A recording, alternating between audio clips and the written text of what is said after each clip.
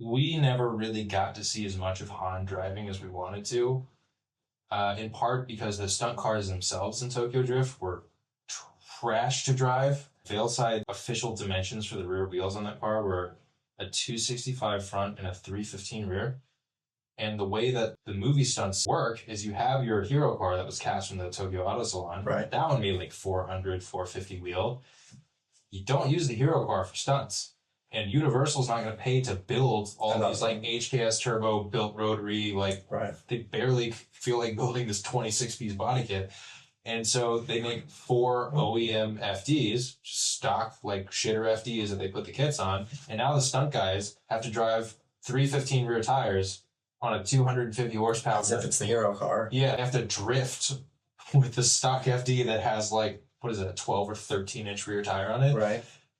So like Sam Gubinette was the main double for Han in the movie, and he would just be twisting drive shafts and exploding transmissions because literally in first gear he'd have to do an 8,500 RPM clutch jump to just get them spinning. Reese Millen, I've talked to a couple times on like Instagram. There was like an old Edmunds piece that was made about this, and they said that they shaved all the tread off the tires, which like, even when I was a kid, I was like, it's the same amount of tire on the ground. What does that do? But they were using rally tire groovers.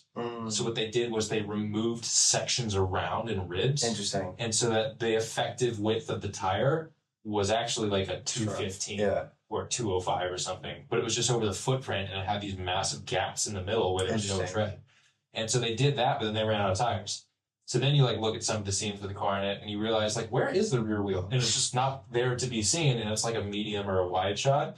And it's because they were using fronts because they'd run out of rear tires to groove like that. So they had the fronts in there, but there's like 4 inches sunken into the rear quarters because the stagger's so big. And then the one of the canyon scenes, Sean passes him. Right. If you look at the back, like even as a kid, I didn't know what was up, but I always looked and was like, something's different about the car there. And they had spaced out front wheels because it was way too apparent. Interesting. And they were sunken in. I haven't talked to Reese about this specific shot, but I assume that even if they had more of the full-size rear tires left, having that much rotating mass was like too much for the car. So they had to go down to a front anyway, which was like a 9.5 tire. But the car could not drift. Like this car should have never been sideways in the movie, but it was, and everyone loved it so much. All we ever wanted was just like a little bit more. Just a little bit more. So the plan is to do that with this car. Yeah, do a lot more. A lot more. Like it is a pro spec level FD. That's awesome. But just has a Veilside kit on top of it.